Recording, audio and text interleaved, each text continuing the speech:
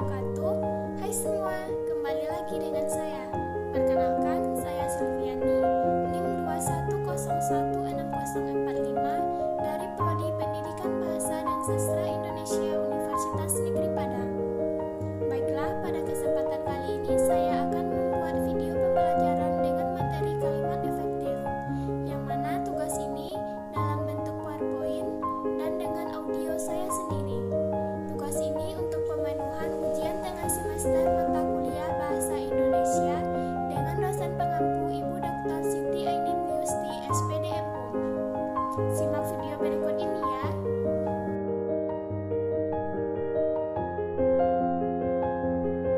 Kalimat efektif. Materi yang akan dibahas pada video kali ini yang pertama yaitu hakikat kalimat efektif.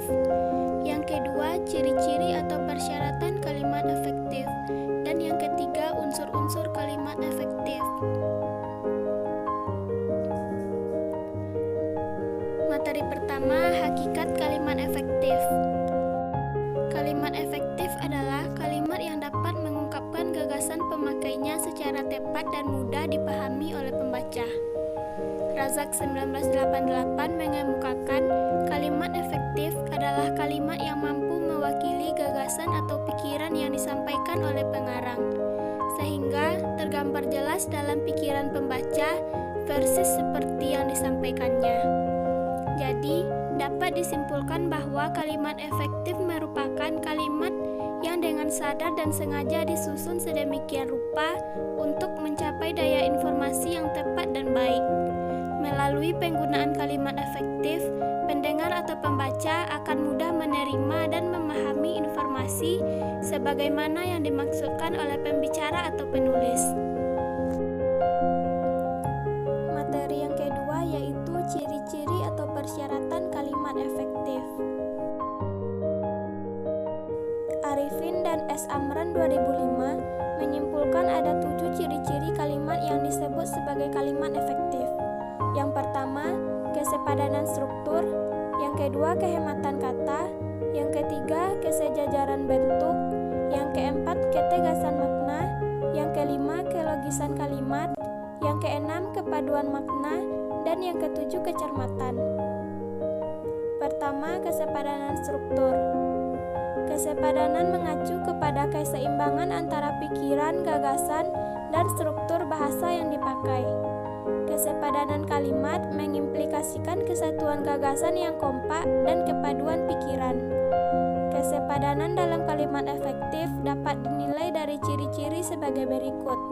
Pertama, kalimat itu mempunyai subjek dan predikat yang jelas. Kejelasan subjek dan predikat suatu kalimat dapat dilakukan dengan menghindarkan penggunaan kata depan di, dalam, bagi, untuk, pada, dan sebagainya di depan subjek. Yang kedua, tidak terdapat subjek yang ganda. Dan yang ketiga, beberapa kata penghubung intra kalimat seperti sehingga, dan, atau, lalu, kemudian, sedangkan, bahkan, tidak digunakan pada kalimat tunggal. Ciri yang kedua, kehematan kata. Kehematan dalam kalimat efektif adalah menghindari penggunaan kata, frase, atau bentuk lain yang tidak perlu, yang mana tidak menyalahi kaidah tata bahasa dan tidak mengubah makna kalimat. Penghematan dapat dilakukan dengan berbagai cara. Yang pertama, hindari penggulangan subjek yang tidak diperlukan. Yang kedua, hindari penggunaan superordinat pada hiponimi kata. Yang ketiga, hindari kesinoniman dalam suatu kalimat. Yang keempat, hindari penjamakan kata-kata yang sudah berbentuk jamak. Ciri yang ketiga yaitu kesejajaran bentuk. Kesejajaran bentuk atau keparalelan adalah kesamaan bentuk kata yang digunakan dalam kalimat yang dibuat. Artinya, kalau bentuk pertama menggunakan ungkapan nominal, bentuk kedua dan seterusnya juga menggunakan bentuk nominal. Kalau yang pertama menggunakan bentuk verbal, hendaknya yang kedua dan seterusnya juga menggunakan bentuk verbal. Begitu juga sebaliknya. Jika kalimat yang dibuat kalimat majemuk, maka kedua predikat juga memiliki bentuk yang sama dalam uraian. Ciri yang keempat yaitu ketegasan makna. Ketegasan atau penekanan adalah menonjolkan ide pokok dalam kalimat.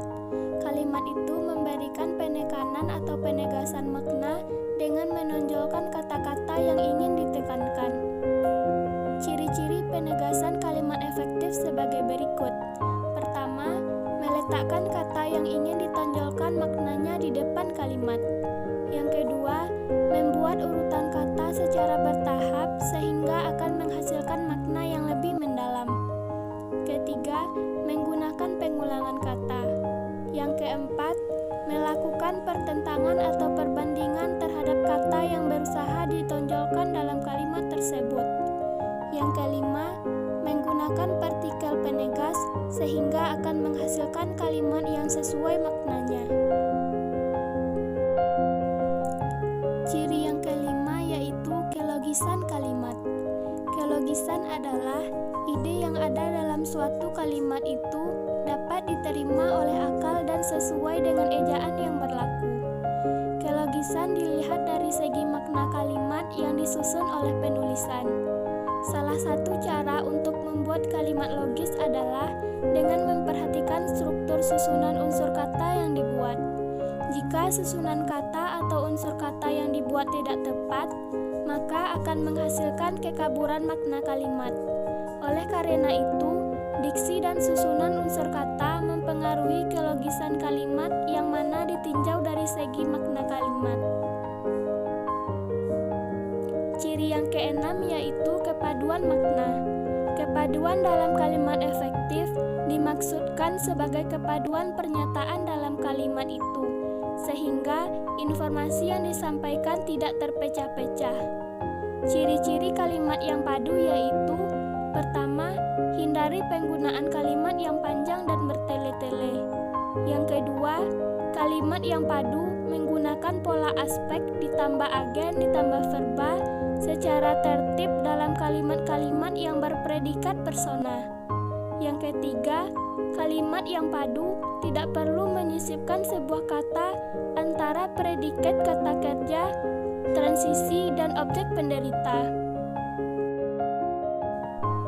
Ciri yang ketujuh yaitu kecermatan. Kecermatan adalah kalimat efektif dimaksudkan sebagai kalimat yang tidak menimbulkan pengertian ganda dan tepat dalam pilihan kata.